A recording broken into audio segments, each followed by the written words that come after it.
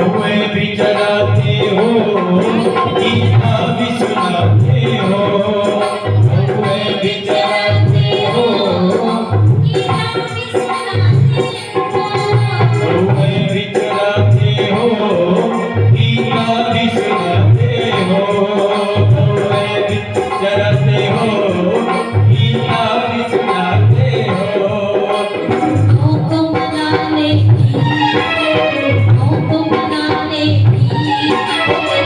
तुमको आती हमको मनाने की तुमको आती है, तेरी बोली अगल कर जाती है, तेरी बोली पागल कर जाती है, मुस्कान तेरी मीठी, मुस्कान तेरी मीठी, मुस्कान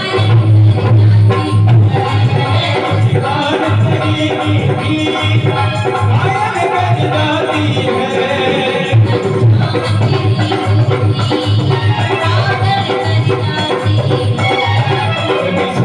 तेरी बच्ची पागल कर जाती है, वो पागल कर जाती है, वो पागल कर जाती है। बोली वृंदावन बिहारी लाल की जय। आज प्रभु की बंसी की धुन को सुनकर गोपियां गई हैं सीधा यमुना के तट पर, और भगवान ने जब गोपियों को देखा, आज स्वागत किया। भगवान बोले गोपियों कि स्वागतम वो महाभागम प्रिय किम करवाणि व ब्रजस्य नामयं कचित् ब्रूतागमन कारण। गोपियों आप यहाँ पर आई हो, आपका मैं स्वागत करता हूँ। और आज प्रभु गोपियों को देखकर मुस्कुरा रहे हैं। जो मुस्कुरा रहे हैं, कहने लगे अरे गोपियों ये बताओ, तुम जो अपना श्रृंगार करके आई हो, ये तुमने कैसा किया? उल्टे सीधे श्रृंगार करके यहाँ पर हाथ में पायल, नैन में म्यावर लगाकर जो तुम यहाँ पर आई हो, आज प्रभु इन गोपियों को देखकर हंस रहे हैं। लेकिन कहते हैं भगवान जब गोपियों को देखकर हंसे ना, तो गोपियां भगवान से नाराज नहीं हुई, उनका बुरा नहीं माना। और आज प्रभु मुस्कुरा रहे हैं और गोपियों को कहने लगे आज तुम इस शरद की रात्रि में जो इसका दर्शन करने आई हो, आज तुमने शरद की रात्रि का यदि दर्शन हो गया हो तो तुम वापिस चली जाओ। गोपियों ने सुना, गोपियां बोली प्रभु पहले तो आप बंसी बजाकर हमें बुलाते हो और अब आप हमें कह रहे हो चली जाओ। भगवान बोले गोपियों पतिव्रत धर्म का आज उपदेश दे रहे हैं और कह रहे हैं गोपियों स्त्रियों को ज्यादा देर घर से बाहर नहीं रहना चाहिए। और तुम अपने घर को छोड़कर, अपने पति को छोड़कर मेरे पास आई हो, पर अब तुमने इसका दर्शन कर लिया तो तुम वापिस चले जाओ। और हाँ गोपियों, पति तुम्हारा चाहे जैसा भी हो, कामी हो, क्रोधी हो, कुटिल हो, रोगी हो, लेकिन अपने पति की सेवा मत छोड़ो। और हाँ, स्त्रियों को कभी भी स्वतंत्र रूप से नहीं रहना चाहिए। जब उसका बचपन होता है तो हमेशा अपने माता पिता के सानिध्य में रहना चाहिए। शादी विवाह हो जाता है तो उसके पति के कहने के अनुसार ही चलना चाहिए। यदि पति ना हो तो बच्चों के कहने पर वो कार्य करे। पतिव्रत धर्म की जब ये शिक्षा दी तो भगवान ने गोपियां कहने लगी प्रभु प्यारे, हम अपने पतियों को छोड़कर इसलिए आई क्योंकि हमारे पति तो आप ही हो, वो तो सब डुप्लीकेट है, ओरिजिनल तो हमारे आप ही हो। कि पितु मातु सहायक स्वामी तुम ही एक नाथ हमारे हो, जिनके कछु और आधार नहीं, तिनके तुम ही रखवारे हो। प्रभु आप ही हमारे हो, हमारा इस संसार में कोई नहीं। आज भगवान बड़े ही प्रसन्न हुए और आज प्रभु ने इन गोपियों के साथ किया है रास। रास के मध्य में आज गोपियों को थोड़ा सा अभिमान हो गया, कहने लगी कि आज ये भगवान हमारे साथ रास कर रहे। भगवान ने देखा कि गोपियों को थोड़ा सा अभिमान हो गया, तो आज भगवान अपनी सभी गोपियों के सामने वहीं से अंतर ध्यान हो गए। आज गोपियां करुण पुकार करके प्रभु से प्रार्थना कर रही हैं। सब तुलसी जितने भी बड़ पीपल वृक्ष थे सभी से पूछ रहे हैं कि हे बड़ पाखंड पीपल बोलो, नंदलाल यहाँ से किधर गए? हे करुणी हिरणी तुम ही कहो, मुरलीधर मोहन कहाँ गए? हे पीर बनो मत नंदलाला, हम व्याकुल अश्रु बहाती हैं, अपराध हमारे क्षमा करो, कर जोड़े शीश झुकाती हैं। और कहने लगी कि हे ब्रजेश दीनपति ब्रजपति, जसुदा के नंदन कहाँ गए? रो रो कर अश्रु बहाए रहे, मुरलीधर मोहन कहाँ गए? आज रो रो कर गोपियां बड़ा ही सुंदर गोपी गीत का गान कर रहे हैं। ये गोपी गीत 18 श्लोकों में 18 गोपियों ने गाया और कनक मंजरी छंद का यहाँ पर प्रयोग किया गया है। आइए बड़ा ही सुंदर गोपी गीत का संक्षिप्त रूप में गान करेंगे, क्योंकि हमने आज अपने विवाह के प्रसंग तक भी पहुंचना है। जयति तेधिको जय मना ब्रजय श्रयत देरा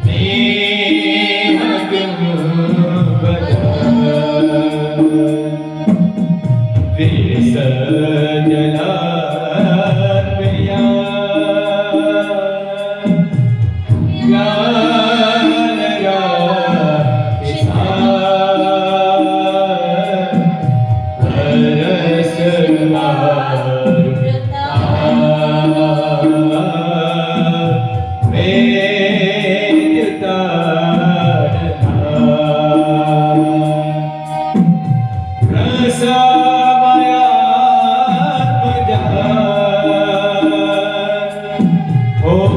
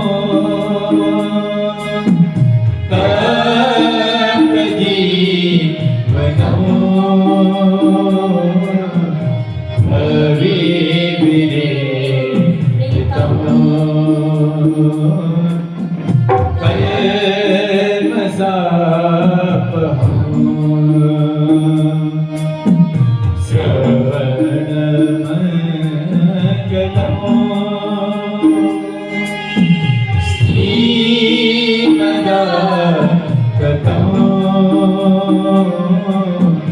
भुवि गृह्णन्ति ते भूरिदा जना भूरिदा जना भूरिदा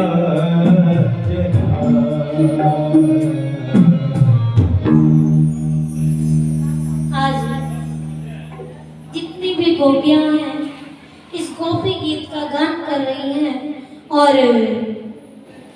गान करते करते गोपियां रो रही हैं।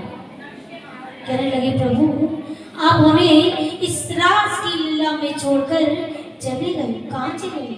हम आपसे क्षमा मांगती हैं और कहते हैं रोना और गाना ये भगवान को बहुत ही प्रिय है।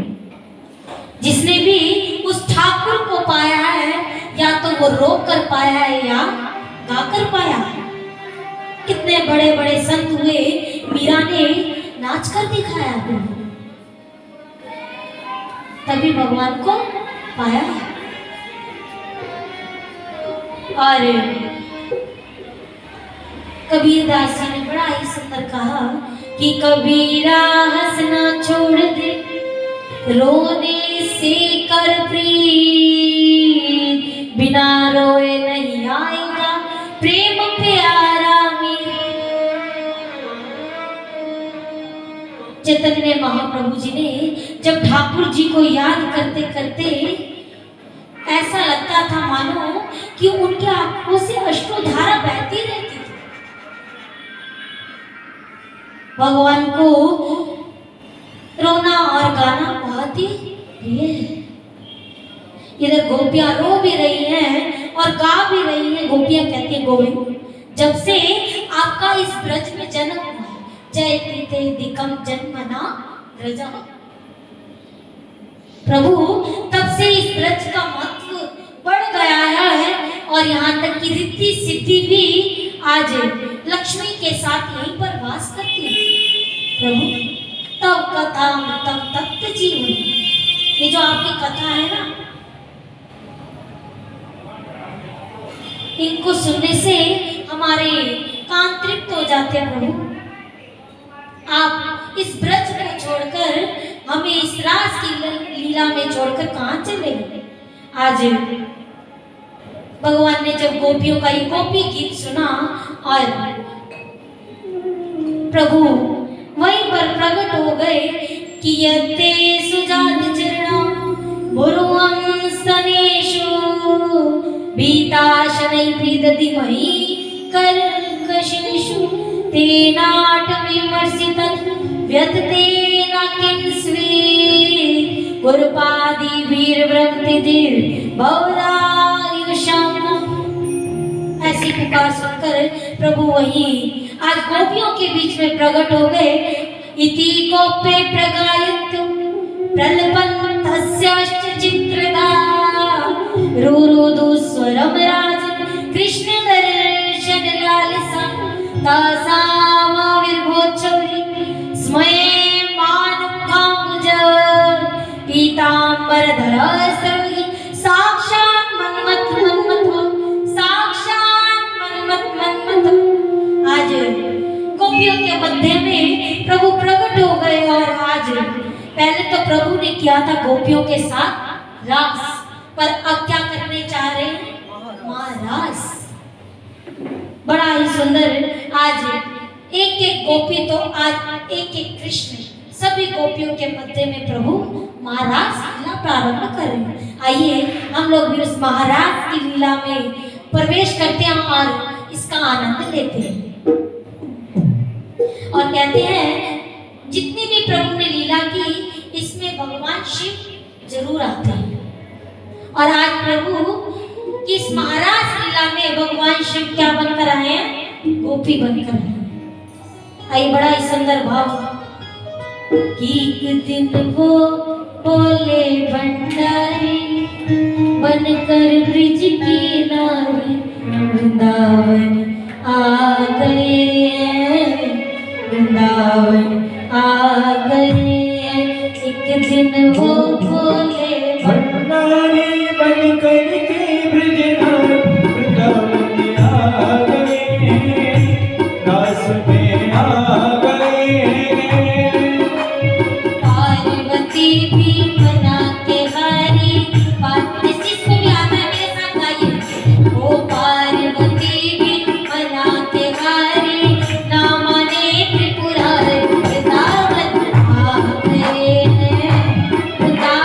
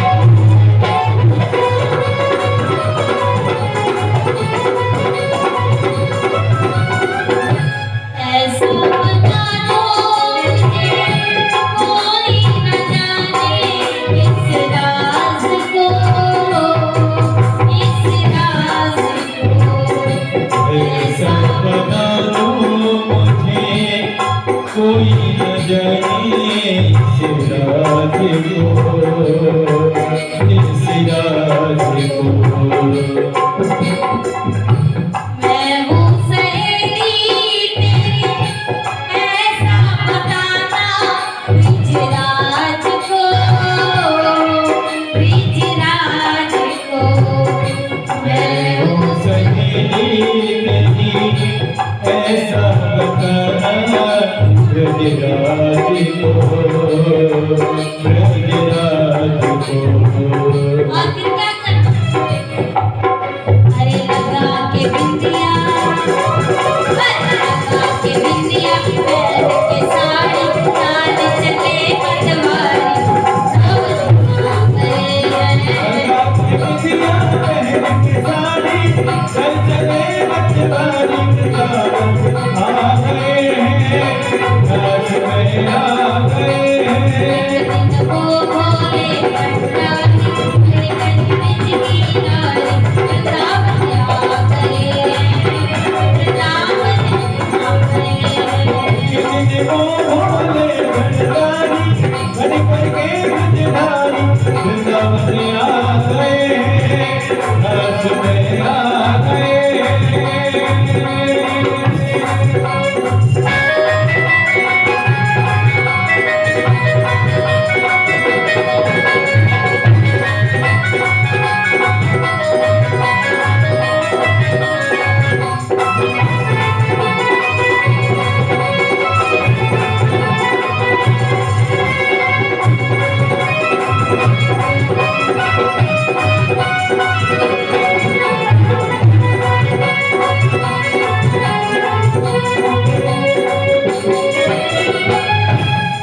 पार्वती जी ने प्यार किया तो क्या कह रही भोले बाबा से?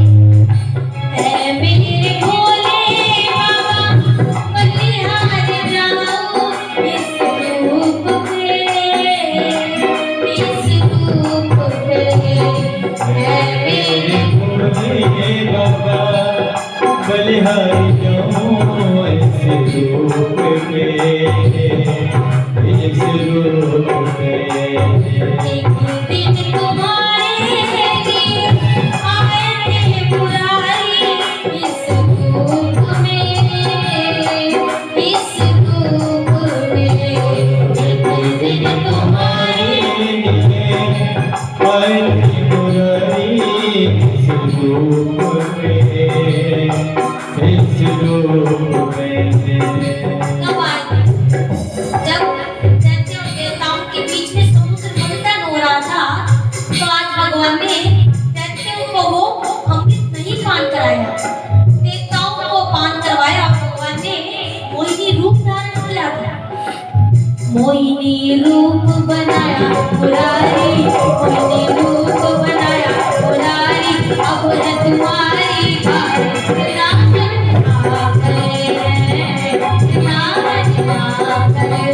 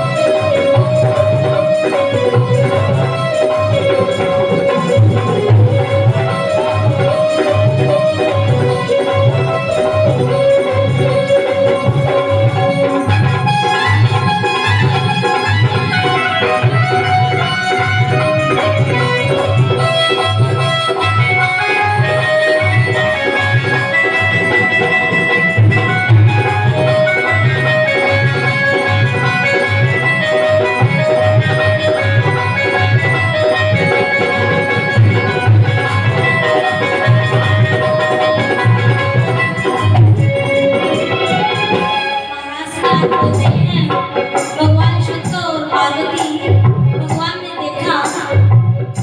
देखा मोहन ने जब समझ गए सब बात रे, वो सब बात रे। देखा मोहन ने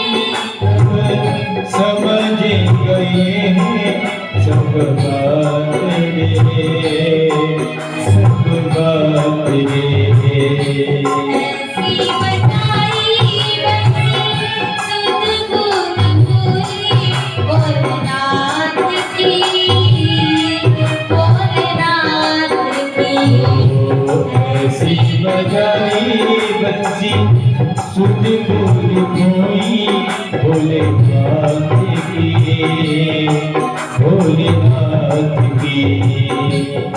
बंसी बजाई तो भगवान शंकर के सिर पर जो पल्लू का क्या हुआ? अरे सिर से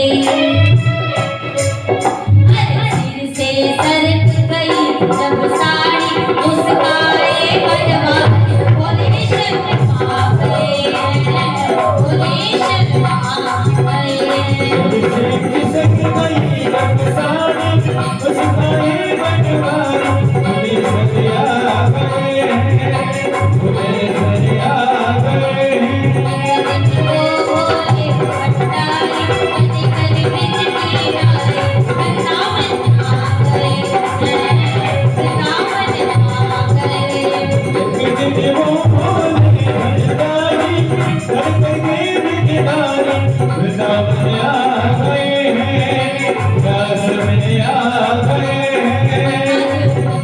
भगवान ने देखा, भगवान बोले ओ मेरे भोले बाबा जब से गोपेश्वर हुआ नाम रे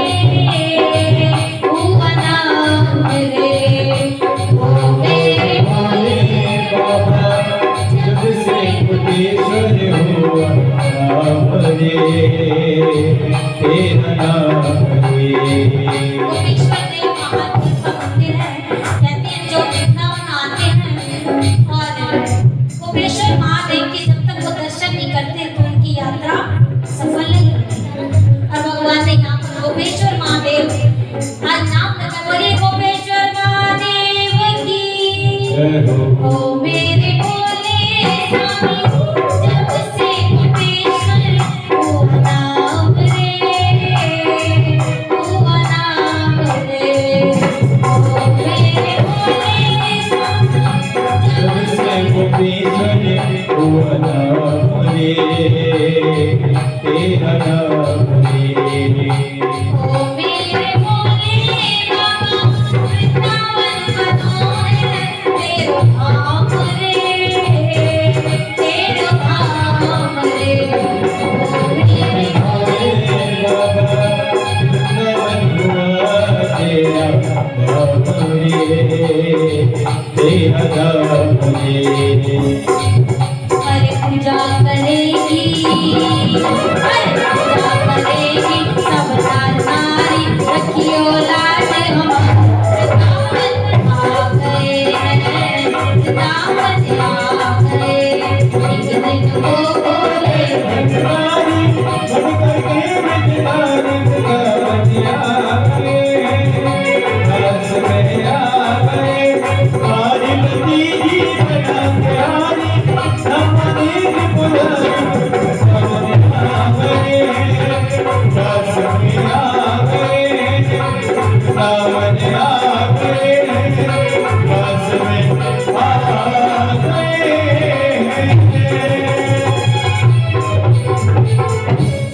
बोले वृंदावन बिहारी लाल की। आज सभी गोपियों के मध्य में भगवान ने सुंदर महारास लीला की और गोपियों को आनंद प्रदान करके सभी गोपियां महारास लीला करके अपने घर जब आई तो किसी भी गोपी के पति ने उसे कुछ कहा नहीं, क्योंकि भगवान ने उन पर माया फेर दी। कहते हैं जो लोग इस महाराज की कथा को सुनते हैं या इसका पाठ करते हैं तो उनके अंदर कोई भी रोग है या कोई भी ऐसा हृदय का विकार है तो इसको सुनने से वह दूर हो जाता है। राजन आगे भगवान ने सुदर्शन और शंखचूड़ नाम के दैत्य का भी उद्धार किया। बड़ा ही सुंदर गोपियों ने आगे युगल गीत का गान किया है और गोपियां भगवान को कह रही हैं कि वाम बाव कृतवामुख बोलो वल्कित भ्रूण धरार्पित वेणु कोमलांगुलि विराशित मार्गम गोपीर्यत जयति अत्र मुकुंद। इस गीत के द्वारा आज गोपियों ने भगवान को याद किया। प्रभु आप कहाँ चले गए हैं, ऐसे विलाप कर रही हैं और इस युगल गीत का गान किया।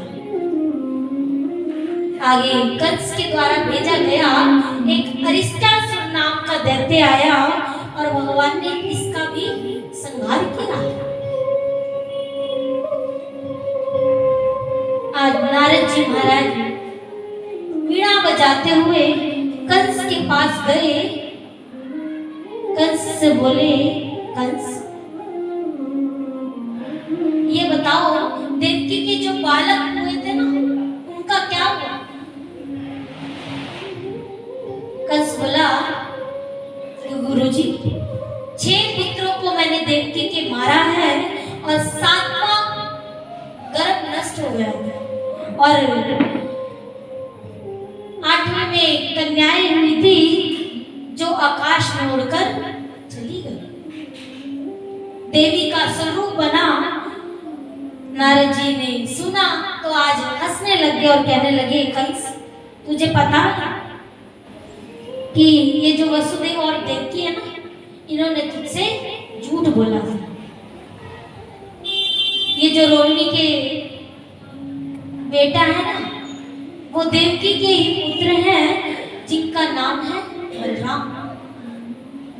और जो यशोदा के यहाँ पुत्र हुआ वो देवकी का 8वां पुत्र था। फिर से वसुदेव जी ने झूठ कहा है। कंस ने सुना, आग बबूला होकर आज अक्रूर जी को बुलाया और बुलाकर कहा, अक्रूर जी आप हमारे परम प्रिय मित्र हो और हमारे हितैषी भी हो। आप ऐसा करो, ब्रज में जाओ। परसों एक बड़ा ही सुंदर धनुष यज्ञ का कार्य किया है। आप जाओ ब्रज में जाकर नंद बाबा को कहना कि वो कंस जो है आपसे वार्षिक कर लेने को कहा है और आपको और आपके पुत्रों को उन्होंने बुलाया है। अक्रूर जी मन में सोच रहे हैं कि ये कृष्ण और बलराम को बुला रहा है, अवश्य उन्हें मारना चाहता है, इसलिए उन्हें मथुरा में बुला रहा है। और ये भी सोच रहे हैं यदि इस कंस का मैं कहना नहीं मानूंगा, मैं ब्रज में नहीं जाऊंगा तो ये कंस मुझे ही यहीं पर मार देगा। यदि इस कंस से मरना है, कंस से मरने से अच्छा तो मैं ब्रज में ही चला जाऊंगा। आज अक्रूर जी चल दिए हैं और मन में सोच रहे हैं, अहो मेरा कितना भाग्य है कि मैं उस भगवान के दर्शन करने जाऊंगा। ब्रज में पहुंची हैं तो आज भगवान ने जब देखा अक्रूर जी आए हैं, कहने लगे, चाचा जी आप आइए, आपने यहाँ पर आकर हमारे ऊपर बड़ी ही कृपा की, कहिए हम आपकी क्या सेवा करें। अक्रूर जी ने सुना, कहने लगे कि लाला ये कृष्ण आपको ना कंस ने बुलाया है, उसने एक धनुष यज्ञ का कार्यक्रम रखा है जिसमें आपको आमंत्रित किया गया। भगवान ने सुना, आज बोले ठीक है चाचा जी हम चलते हैं। नंद बाबा के पास गए प्रभु, कहने लगे कि आज कंस ने हमें बुलाया है। तो आज गोपियों ने जब सुना कि प्रभु इस ब्रज को छोड़कर मथुरा जा रहे हैं, विधाता को गोपियां कोस रही है, कह रही हैं, अरे विधाता तू कैसा है, हमारे प्राण प्रिय प्रीतम को हमसे दूर करके ले जा रहा है। जिस कृष्ण के साथ हास परिहास किया, आज वही कृष्ण हमें छोड़कर मथुरा जा रहे हैं। भगवान रथ पर बैठे हैं, आज जाने के लिए तैयार हुए तो इस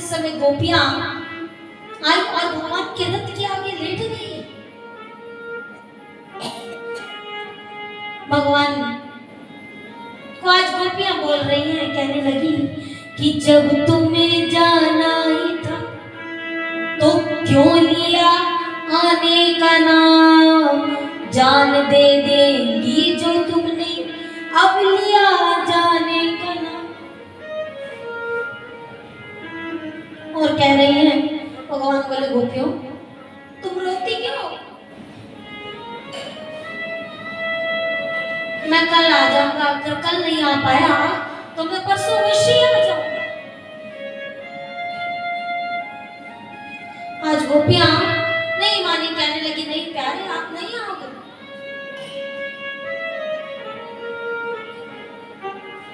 रथ के आगे लेट गई गोपियां, कहने लगी प्रभु यदि आपका हृदय इतना कठोर हो गया है तो आप हमारे ऊपर से इस रथ को ले जाओ,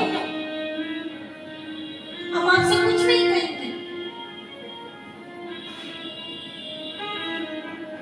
और गोपियां कह रहे प्रभु से कि जा रहे तो जाओ कन्हैया, पर एक रहमत तो करते जाओ,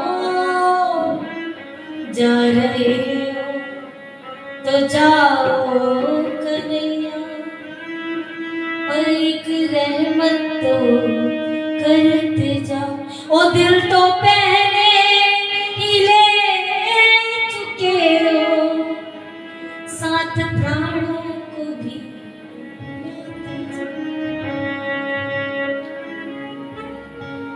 आज गोपियां ऐसे विलाप करती हुई रोती हुई जा रही हैं और कहने लगी कि प्रेम विरहा जल जाएंगे हम, ओ प्रेम विरहा जल जाएंगे, तेरे जाने से मर जाएंगे। और कैसे दीदार कर पाएंगे, कैसे दीदार कर पाएंगे, यूं नाम को तड़पा के जाओ, साथ प्राणों को भी लेते जाओ। आज गोपियां करुण विलाप कर रही है, भगवान बोले नहीं गोपियों मैं आ जाऊंगा, चिंता मत करो। और कह रही है ओ आज जाओगे जो छोड़ कर, फिर ना आओगे तुम लौट कर, आज हमसे नजर फेर कर, जाते जाते ना हमको रुलाओ, साथ प्राणों को भी लेते जाओ। भगवान ने आज गोपियों की ऐसी बातों को सुनकर कहने लगे गोपियों मुझको जाना ही होगा, यदि तुम मेरा सुख चाहती हो तो मुझको जाने दो। ऐसी बातें जब सुनी गोपियां बोली प्रभु आपने ये क्या कह दिया, अरे हम अपने सुख के लिए आपको नहीं रोक रहे थे, हम तो चाहते हैं प्रभु आप सुखी रहो। आज गोपियां कहने लगी ठीक है प्रभु जाओ, हमें छोड़कर जाओ, जाने कब आएगा ओ मुझे अपना बनाएगा, मेरे आंसू पोंछ कर मुझे गले लगाए। और कहने लगी प्रभु अच्छा ठीक है आप जाओ, पर एक वादा हमसे करते जाओ। ओ प्यार के मोड़ पर मिल गए हो अगर, उम्र भर साथ देने का वादा करो, आ गए हो तो जाओ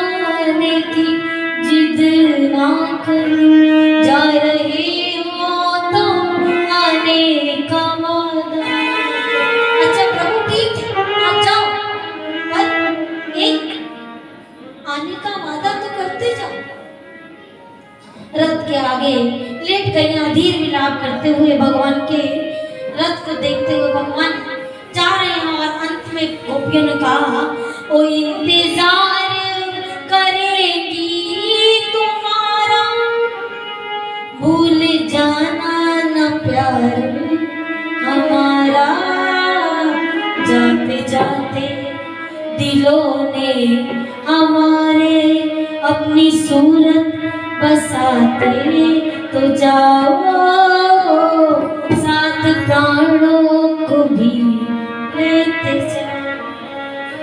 आज गोपियां ऐसा विलाप कर रही हैं। और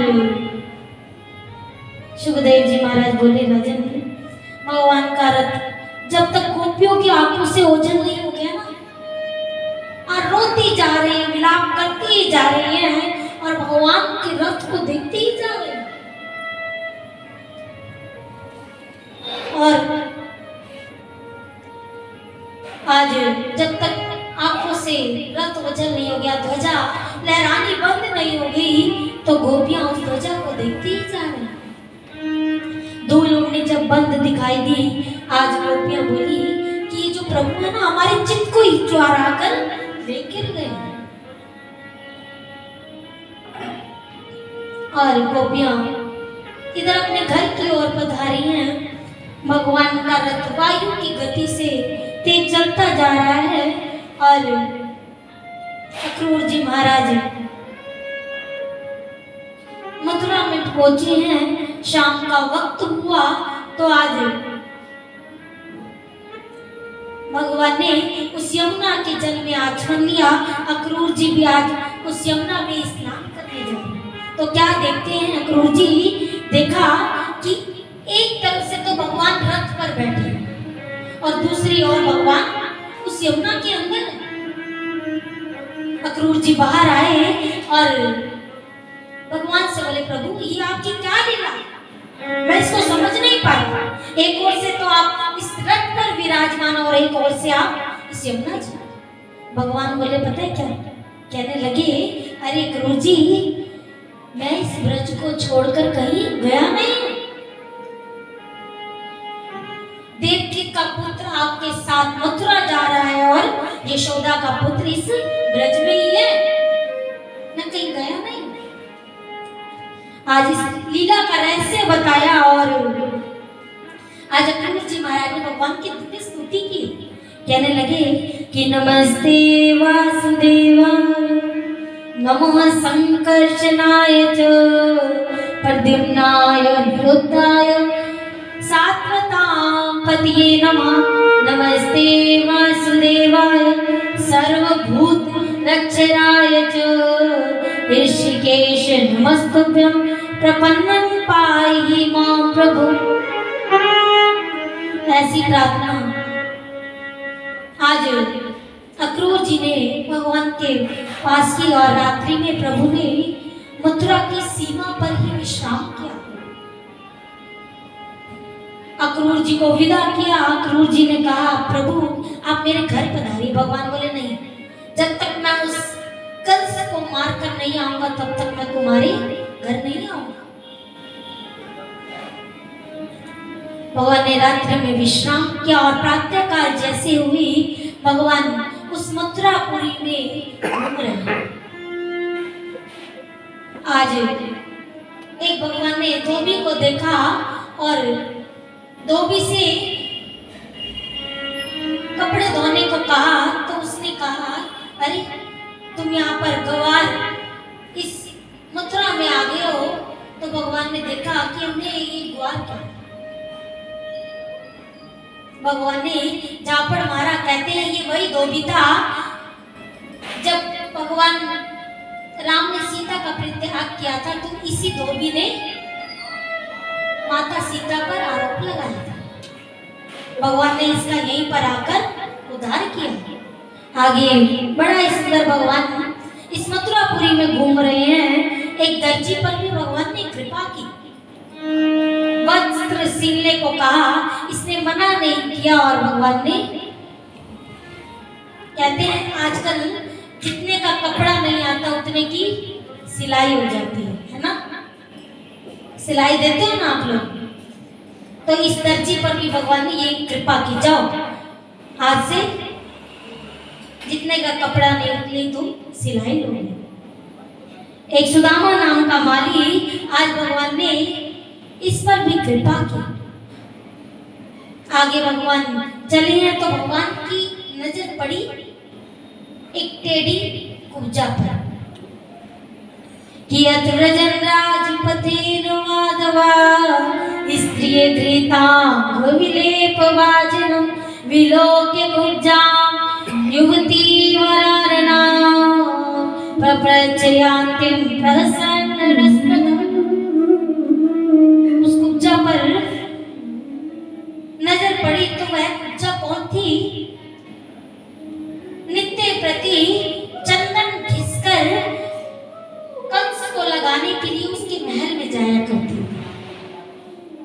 आज भगवान ने देखा, भगवान ने उसको आवाज लगाई, हे सुंदर युवती। आज वह कुब्जा सोचने लगी कि मैं तो कहीं से सुंदर नहीं हूं, ये सुंदर संबोधित मुझे किसने किया? तो आज पीछे मुड़कर देखा, भगवान कृष्ण बलराम आदि ग्वाल बाल को देखकर आज वह कुब्जा खड़ी हो गई और भगवान ने कहा, देवी इधर आओ, हमें भी ये चंदन लगा दो। सुंदर आज भगवान को दो चौकियां बिछाई, विराजमान करके सुंदर चंदन लगाया। चंदन लगा के भगवान ने देखा और भगवान ने उस कुब्जा का हाथ अपने हाथ में लिया और पैरों में फंसाकर 3 जगह से टेढ़ी कुब्जा को आज भगवान ने एक झटका मारा और इस पर भी कृपा की। बोले भक्तवत्सल भगवान की। साविरा मेरा साविरा,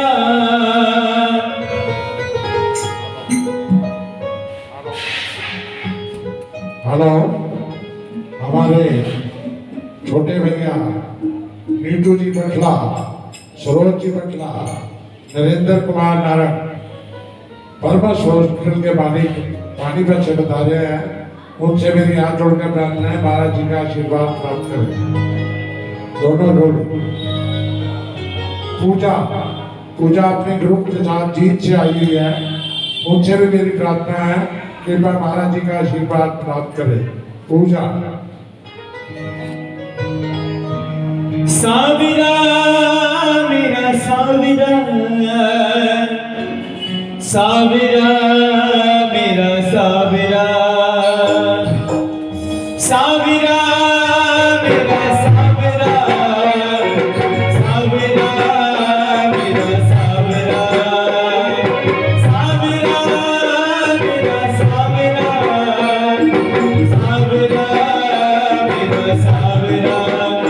लूटी कर ले गया, लूटी कर ले गया, लूटी कर ले गया, पीती के साविरा जादूगर, साविरा जादूगर, लूटी कर ले गया, पीती के साविरा जादूगर, साविरा जादूगर, साविरा मेरा साविरा, साविरा मेरा साविरा, साविरा मेरा साविरा, साविरा मेरा साविरा।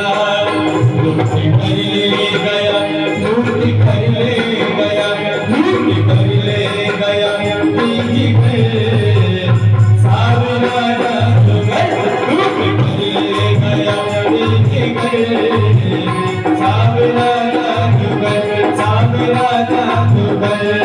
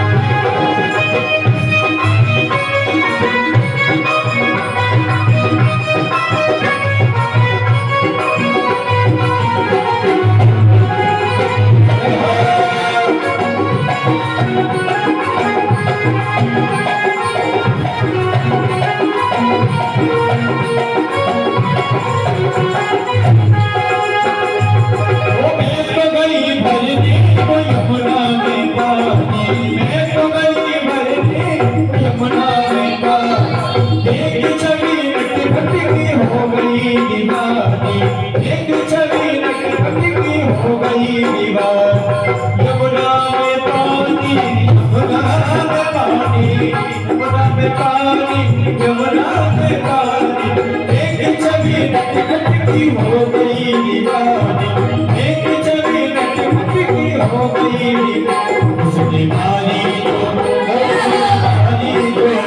उसने मारी तो तिरछी नजर सावरा जादूगर उसने मारी तो तिरछी नजर सावरा जादूगर सावरा मेरा सावरा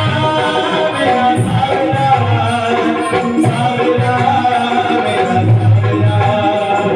सावरा मेरा सावरा सावरा मेरा सावरा लूट कर ले गया लूट कर ले गया लूट कर ले गया तेरी सावरा लूट कर ले गया तेरी सावरा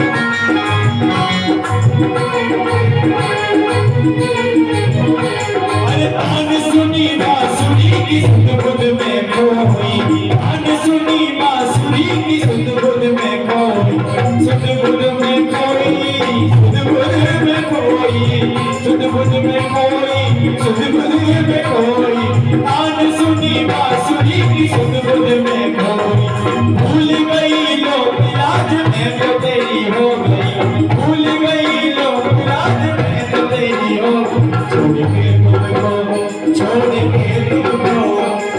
के तुमको जाऊंगी सावरा जादूगर छोड़ के तुमको जाऊंगी सावरा जादूगर सावरा जादूगर सावरा सावरा सावरा मेरा सावरा सावरा मेरा सावरा मेरा सावरा लूट कर ले गया लूट कर ले गया लूट कर ले गया सावरा जादूगर लूट कर ले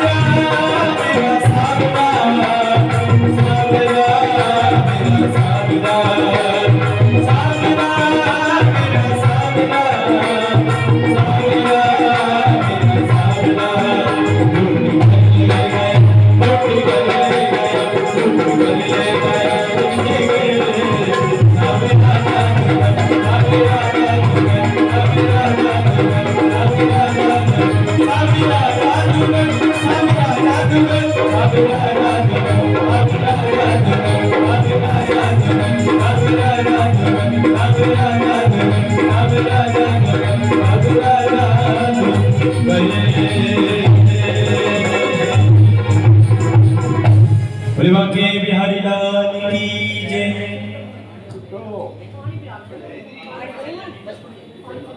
बोले वृंदावन बिहारी लाल की जय। आज इस इच्छा पर भी भगवान ने कृपा की। तो हम तो साधारण जीव हैं, यदि हम भी उनके चरणों में मन को लगाएंगे तो हमारे पर कृपा क्यों नहीं करेंगे। आज आगे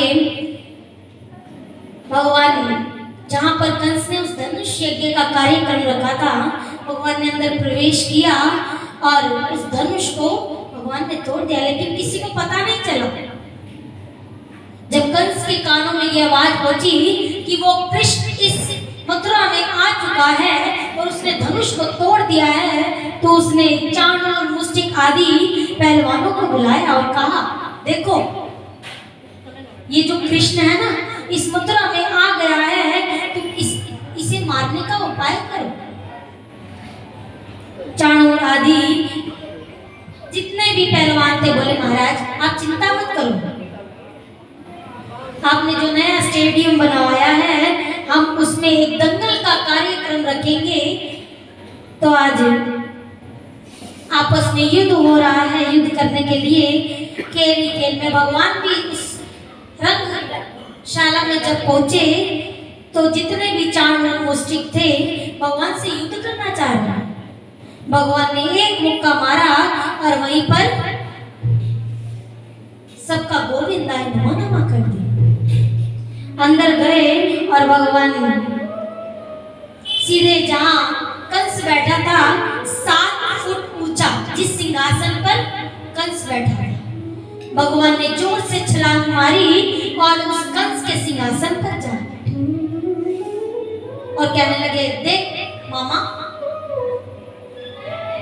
केश को पकड़ा कंस के और कहा, देख तूने मेरी देवकी मैया के ऐसे ही केशों को पकड़ा था, उन्हें इतना कष्ट हुआ था, आज देख कि मैं सीधी सीधी बात करूं तू उल्टा बकता जाता है, मामा मैं मीठी बात करूं तू चेहरा गलता जाता है, जो जितना मीठा होता है वो अपना नाश कराता है, देखो तो मीठे गन्ने को कोल्हू पर पेला जाता है। मामा आज कंस ने जब देखा कि मेरे केश पकड़े गए, गालियां देने लगा अनेक प्रकार से, और भगवान ने तुरंत ही आज कंस को पकड़ा और उस 7 फुट नीचे सिंहासन से नीचे पटक दिया। धड़ाम नीचे गिरकर कंस वहीं पर मर गया। बोले कंस निकंदन भगवान की जय, वृंदावन बिहारी लाल की जय। और आज कंस की पत्नी हस्ती प्राप्ति भगवान के पास आई, कहने लगी, लाला तूने क्या किया? कहने लगा, अरे देवियों मैंने कुछ नहीं किया। जैसे ही कंस मामा ने मुझे देखा ना, चक्कर आकर जोर से धड़ाम नीचे सिंहासन से गिर गए, मैंने कुछ नहीं किया। और इधर कंस के मरने के बाद भगवान ने राज सिंहासन पर महाराज उग्रसेन को बिठाया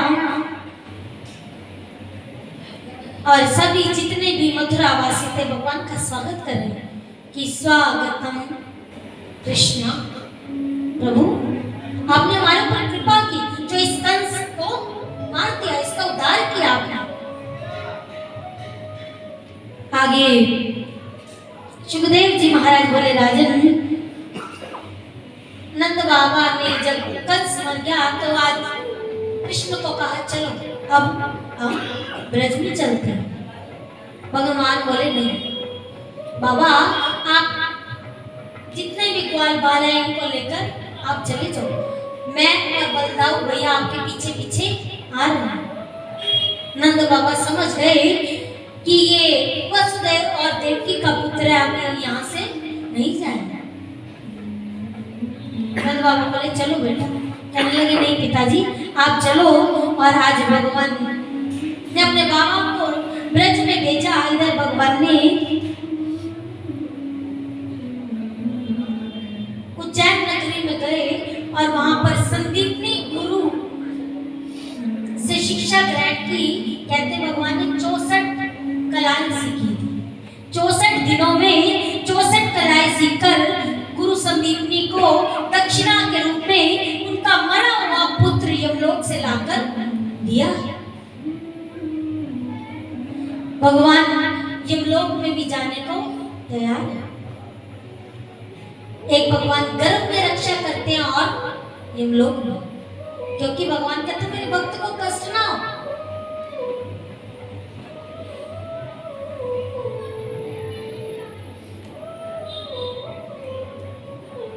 बड़ा ही सुंदर आज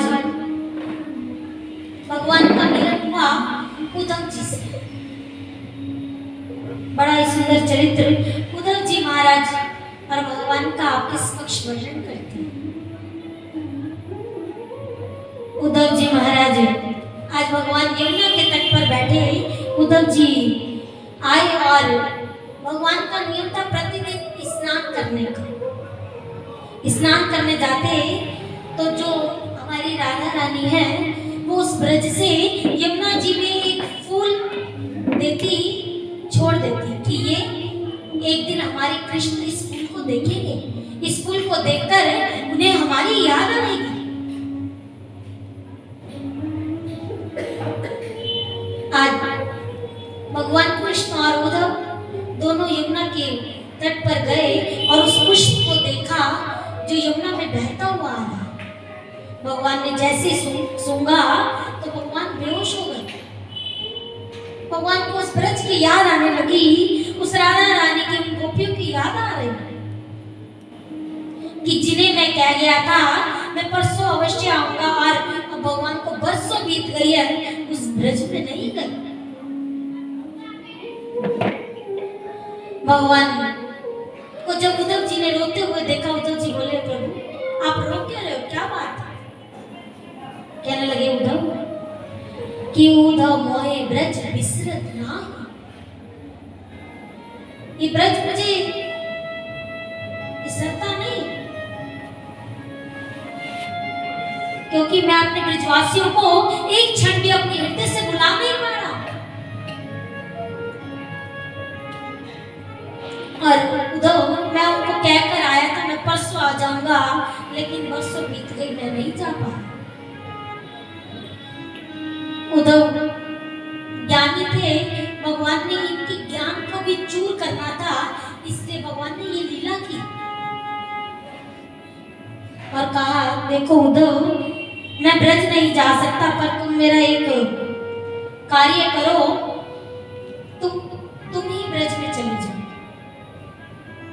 उद्धव जी को ब्रज में भेजना चाह रहे हैं और भगवान बोले देखो सर्वप्रथम मैं तुम्हें एक पत्र लिख कर देता हूँ, ये तुम मेरी मैया को दे देना और कहना कि मैया तेजा कहियो मेरी मैया को सुनियो तेरा शाम बड़ा दुख पावे,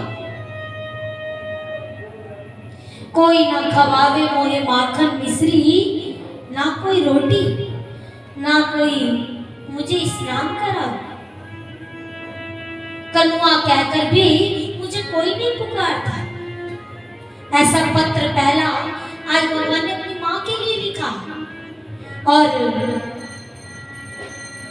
उद्धव जी ने देखा, आज कहने लगे प्रभु का इतना स्नेह अपने माता पिता से, ये हमें चरित्र उद्देश्य देता है कि अपने जितने भी बच्चे अपने माता पिता से स्नेह जरूर करें, क्योंकि यदि हम आगे पहुंचे तो हमारे माता पिता की हमारे पे विशेष कृपा होती है। भगवान ने आज अपनी माता को पत्र लिख के भेजा, पिता को पत्र लिख के भेजा और आगे कहने लगे उद्धव एक पत्र मेरी राधा रानी के लिए भी लेते जाओ और उनसे कहना कि हे वृषभानु सुते ललिते मम कौन कियो अपराध तिहारो काढ़ दियो ब्रिज मंडल थे अब होर को दंड रहो अतिबार। और गोपियों को भी मेरा यह उपदेश दे देना आज उद्धव जी। कृष्ण का यह पत्र लेकर ब्रज की ओर प्रस्थान किया। वहां पर पहुंचे हैं उद्धव जी महाराज। तो आज सर्वप्रथम यमुना के तट पर पहुंचे, ग्वाल वालों से पूछा, अरे ये बताओ कि नंद भवन कहाँ है? ग्वाल वालों ने कहा कि ये नंद भवन, ये जो आपको बहता हुआ पानी दिखाई दे रहा है ना, ये उस नंद भवन से ही आ रहा है। अच्छा, क्या कोई वहां पर झरना लगा हुआ? कहने लगे नहीं, झरना नहीं। जब से भगवान कृष्ण छोड़कर गए हैं ना, तो जितनी भी गोपियां ग्वाल वाल हैं उस नंद भवन में जाकर अपने अश्रु को बहाती हैं। ये वही वहां से जल आ रहा है।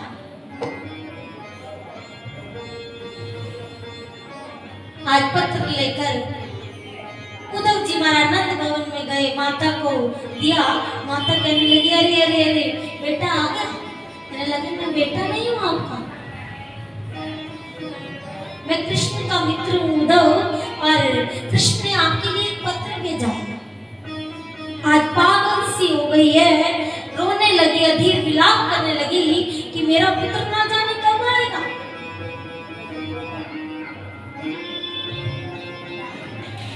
उद्धव जी ने जब माँ के प्रेम को देखा, उनकी जो ज्ञान की सीढ़ी थी आज एक खिसक गई, ज्ञान चूर चूर हो गया। और पिता के पास गए, पिता को भी सांत्वना प्रदान की कि आपका पुत्र अवश्य है। सभी ग्वाल वालों को भी सांत्वना प्रदान करके अंत में गोपियों के पास गए। गोपियों ने कहा, तुम प्रेम की भाषा को कभी नहीं समझ पाओगे।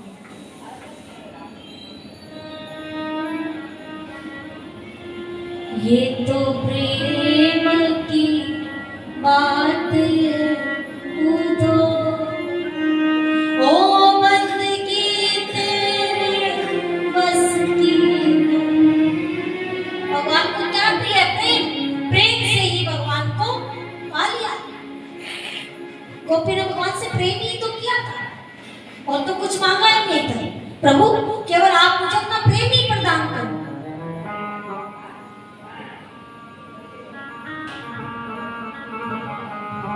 ये तो प्रेम की बात उठो, ओ बंदगी तेरे बस की नहीं है। यहाँ सर देखे होते हैं सोते, ओ यहाँ सर देखे होते हैं सोते। ओ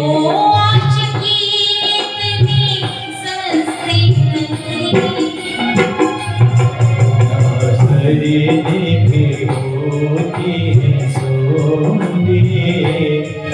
आशिकी इतनी सस्ती नहीं है, ये तो प्रेम की बातें हैं।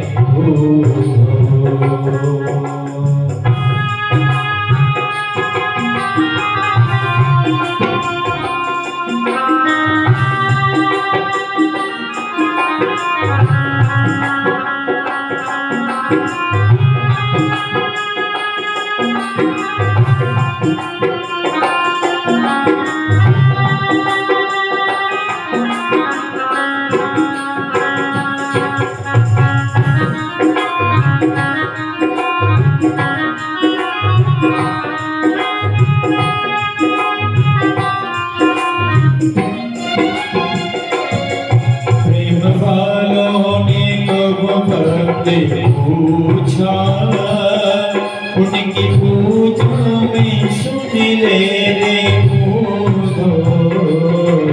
प्रेम वालों ने कब पूछा उनकी पूजा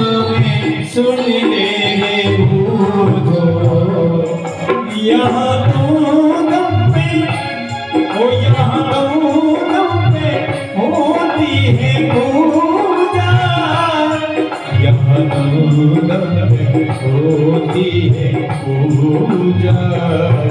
सर झुकाने की फुर्सत नहीं है, ये प्रेम की बातें हैं खुदा।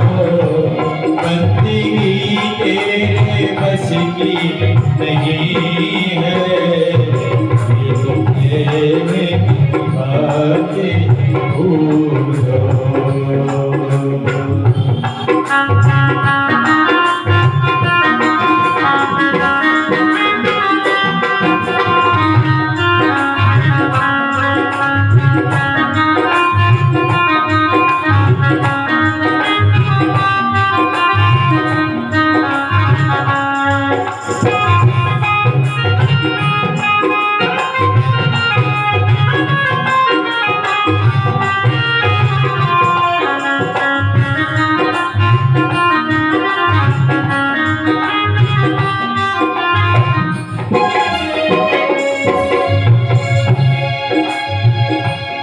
जो असल में है मस्ती में डूबे, उन्हें क्या परवाह जिंदगी की।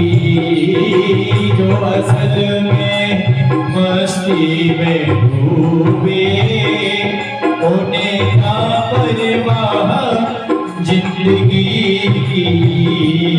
जो उतरती है, जो उतरती है चढ़ती है मस्ती, जो उतरती है चढ़ती है मस्ती। वो हकीकत में मस्ती नहीं है, ये प्रेम की बातें हैं खुदा। बंदगी तेरे बस की नहीं है, ये प्रेम की बातें हैं खुदा।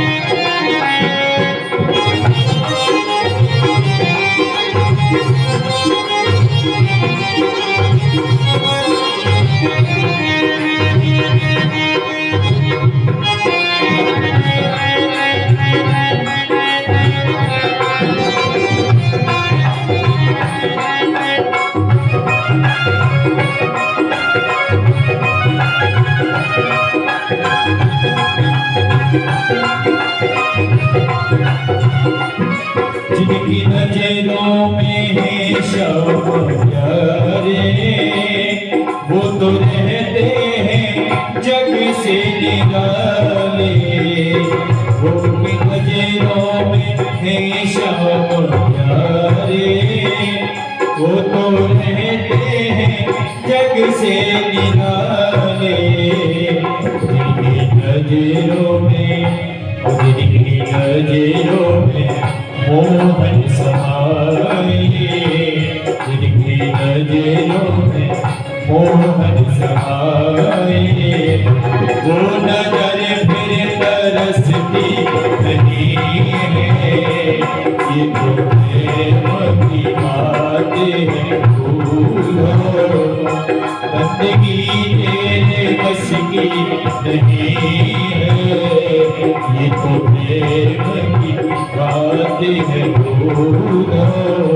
बंदगी तेरे बस की नहीं है, ये तो प्रेम की बातें हैं खुदा।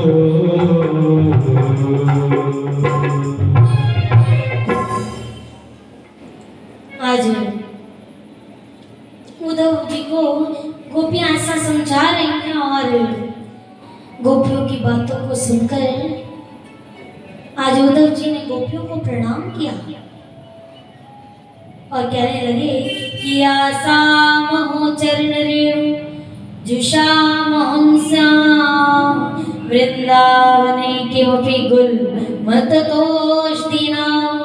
यादुस्तेजं सजनमार्य पथं च हित्वा भेजुर्मुकुन्द पदवीं श्रुतिभिः।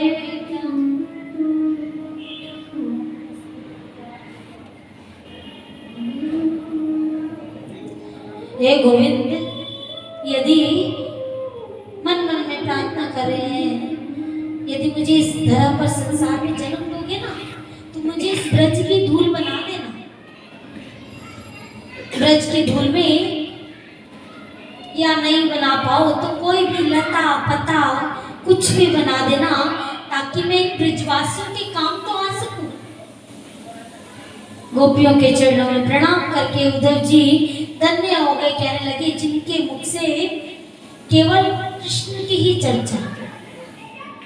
इन गोपियों के चरणों में कोटि कोटि प्रणाम करके बहुत भावपूर्ण आज गोपियों ने उद्धव जी को विदाई दी। बहुत सम्मान भेंट किया। कहा, उद्धव हमारा भी संदेश उस कृष्ण को दे देना।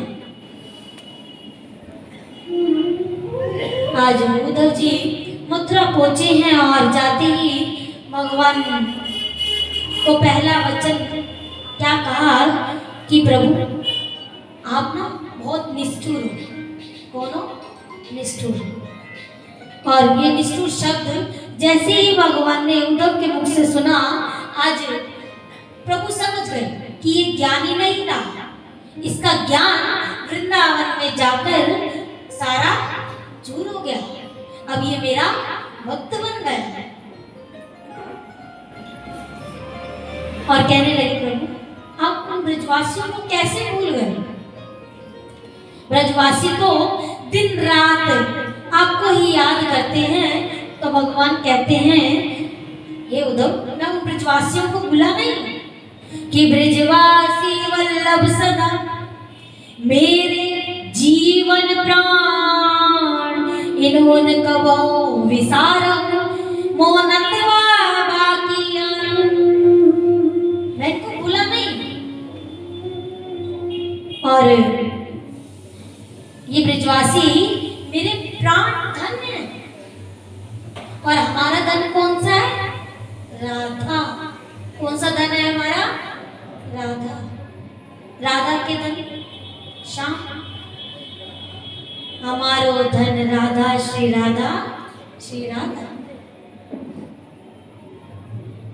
उद्धव ने आज जब ऐसा कहा, भगवान की बातों को सुना और फिर भगवान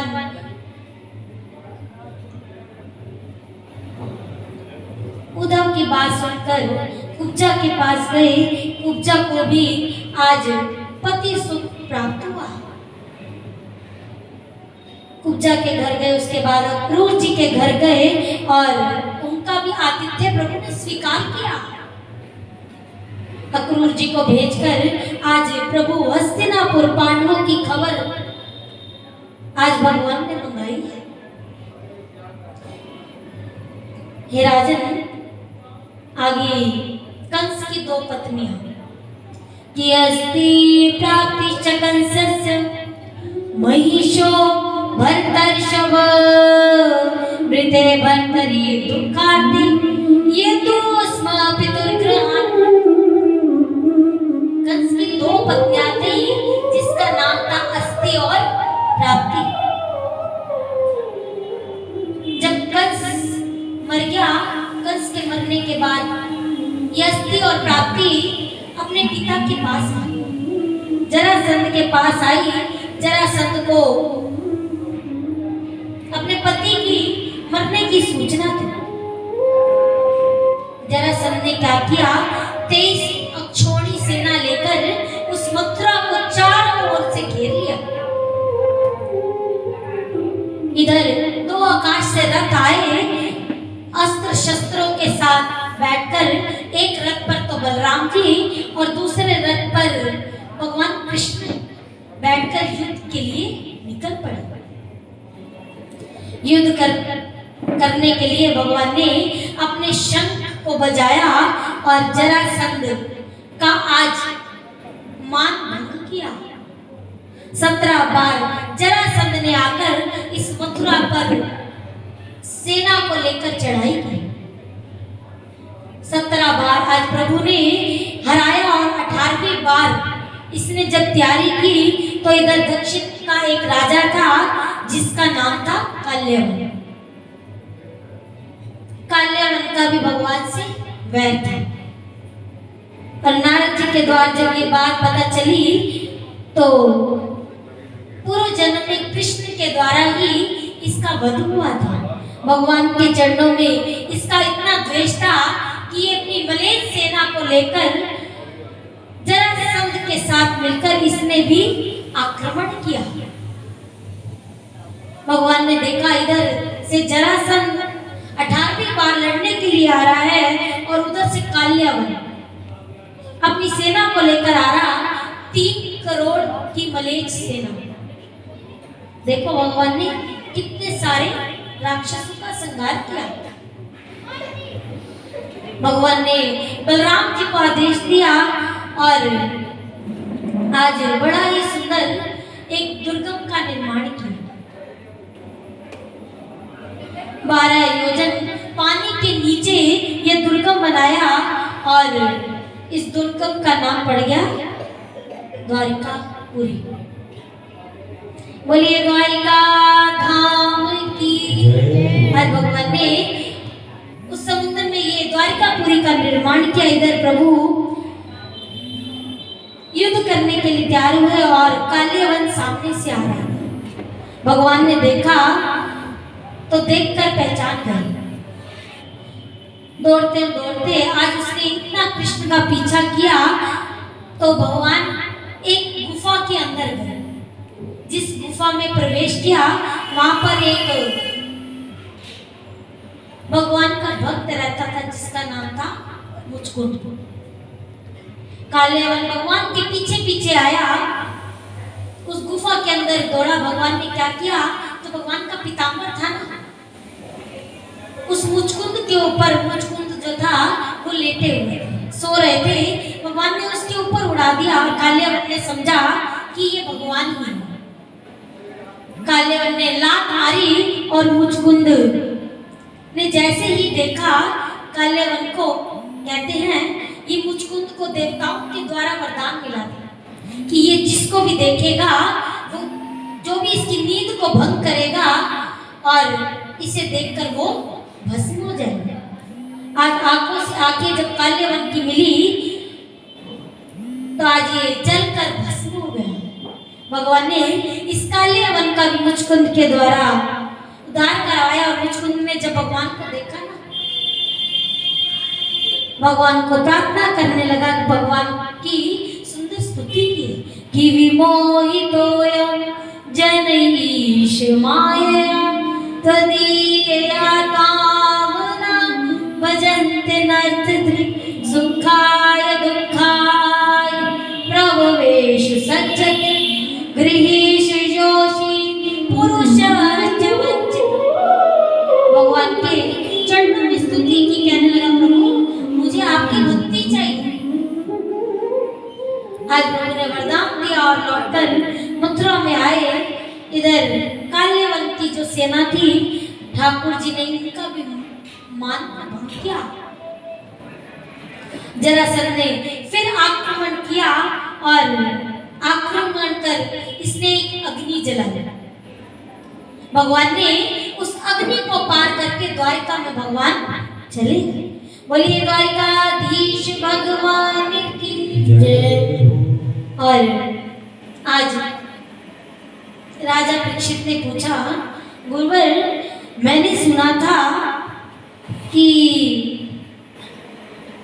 भगवान ने राक्षस विधि के द्वारा विवाह किया, कृपया करके भगवान के मंगलमय चरित्र का आप मुझे वर्णन कीजिए कि भगवान ने ऐसे क्यों किया। तो आज सुखदेव जी महाराज बोले, राजन कि राजा सी भीष्म को नाम विदर्भाधिपतिर्महान तस्य 55 पुत्रा कन्यका च वरानना। विदर्भ देश के राजा जिनका नाम था विष्णु, बड़े ही महान प्रतापी राजा हुए। इनके 5 पुत्र जिनका नाम था रुक्मी, रुक्मरथ, रुक्मबाहु, रुक्मकेश और रुक्ममाली। ये 5 तो इनके पुत्र थे और एक कन्या थी जिसका नाम था रुक्मणी। और आज ये रुक्मणी बताते हैं जब 5 वर्ष की इसकी अवस्था थी तो इसने नारद जी के द्वारा उस कृष्ण की लीला को सुना था। तो इसने उसी 5 वर्ष की अवस्था में भगवान को अपने पति रूप में स्वीकार कर लिया। आज उठती बैठती आज ये रुक्मणी उस कृष्ण का ही ध्यान किया करती थी। लेकिन क्या हुआ कि इसके जो बड़े भैया थे जिसका नाम था रुक्मी, रुक्मी ने आज अपनी बहन का विवाह शिशुपाल के पुत्र शिशुपाल से आज जब तय किया तो रुक्मणी घबरा गई कि कहीं मेरे भैया मेरा विवाह किसी और के साथ ना कर दे। तो रुक्मणी ने क्या किया, एक ब्राह्मण को बुलाया, ब्राह्मण को पत्र लिखकर भेजा और उस पत्र में लिखा था कि श्रुत्वा गुणान सुंदर शृण्वतां ते निर्विश्य कर्ण विवरे हरतोंगतापं रूपं दृशां दृशिता मखिलार्थ लाभं त्वयच्युता विशति चित्रम पत्रम। रुक्मणी जी ने पत्र लिखा और उस पत्र को ब्राह्मण के द्वारा भगवान कृष्ण को देने को कहा। आज ब्राह्मण और रुक्मणी की पत्रिका को लेकर भगवान कृष्ण के पास गए और पहुंचे हैं। भगवान को पत्र दिया। भगवान बोले कि ब्राह्मण देव आप ही इस पत्र को मुझे पढ़कर सुना दीजिए। उस पत्र में लिखा था, प्रभु मैंने आपको देखा नहीं, मैंने केवल आपको कानों से सुना है और जब से मैंने अपने कानों से आपके इस ऐश्वर्य के रूप को सुना है तभी से मेरे मन में इच्छा हुई कि मैं आप ही को अपने पति रूप में स्वीकार करती हूँ। तो प्रभु मेरा जो भाई है ना रुक्मणी, वो मेरा विवाह शिशुपाल के साथ करना चाहता है और मैं नहीं चाहती। आज रुक्मणी जो ब्राह्मण के हाथ पत्र भेजा था उस पत्र का इंतजार कर रही कि ब्राह्मण देव कब उस पत्र को लेकर आएंगे और मुझे बताएंगे। दूर से देखा कि ब्राह्मण देव उस पत्र को लेकर आ रहे हैं और रुक्मणी ने उस पत्र को पढ़ा।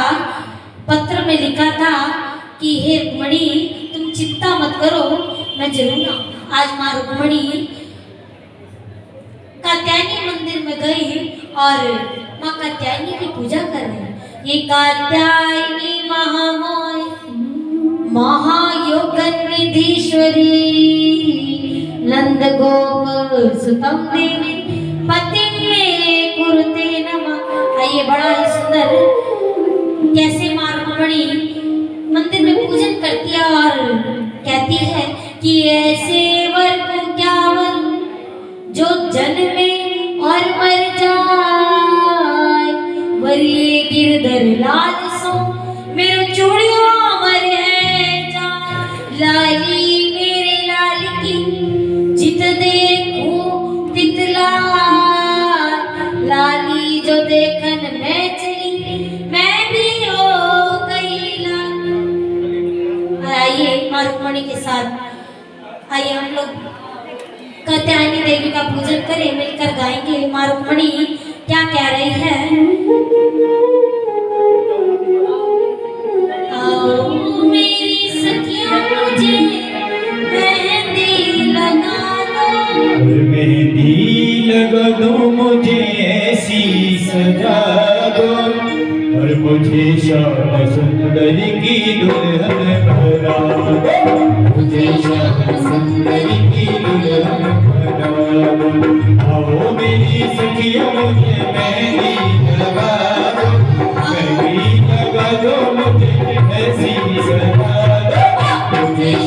सुंदर की मुझे श्याम सुंदर की दुल्हन बना दो।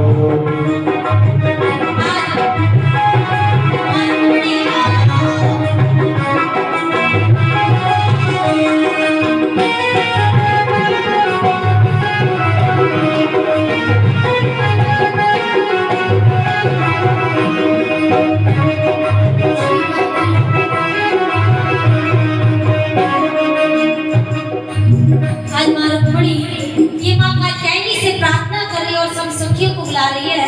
कहते हैं जितने भी सैनिक थे द्वार पर वो सब मूर्छित हो गए।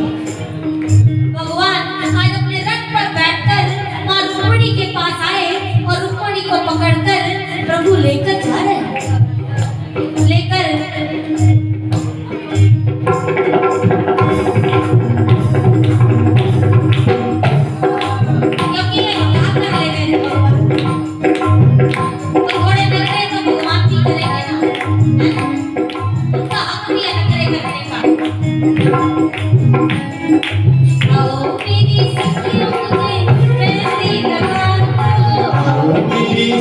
मुझे मेहंदी लगा दो, मेहंदी लगा दो मुझे ऐसी सजा दो, मेहंदी लगा दो मुझे ऐसी सजा दो, मुझे श्याम सुंदर की दुल्हन बना दो, मुझे श्याम सुंदर की दुल्हन बना दो, मुझे श्याम सुंदर की दुल्हन बना दो।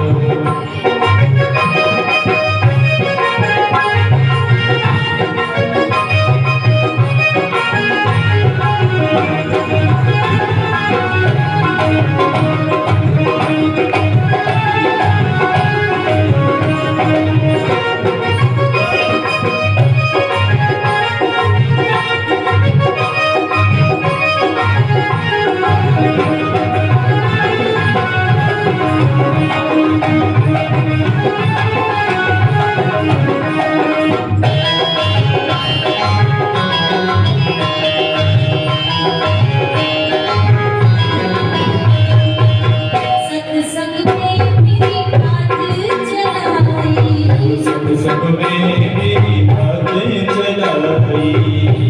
सत्संग में मेरी बात चलाई, सत्संग में मेरी बात चलाई, सतगुरु ने मेरी पीढ़ी रे सगाई, सतगुरु ने मेरी पीढ़ी रे सगाई, सत्संग में मेरी बात चलाई, सत्संग में मेरी बात चलाई,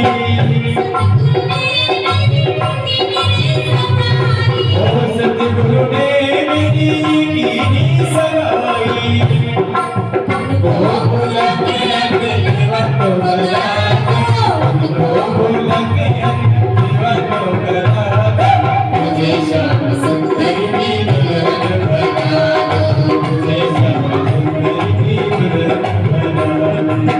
आओ मेरी सखियों मुझे मेहंदी लगा दो, आओ मेरी सखियों मुझे लगा दो, मुझे श्याम सुंदर की दुल्हन बना दो, मुझे श्याम सुंदर की दुल्हन बना दो।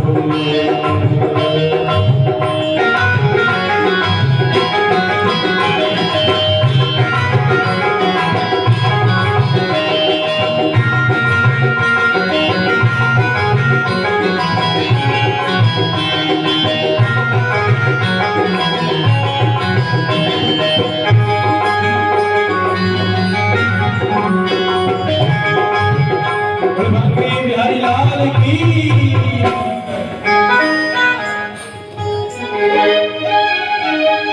लो सिराधे साउंड वाले जवाब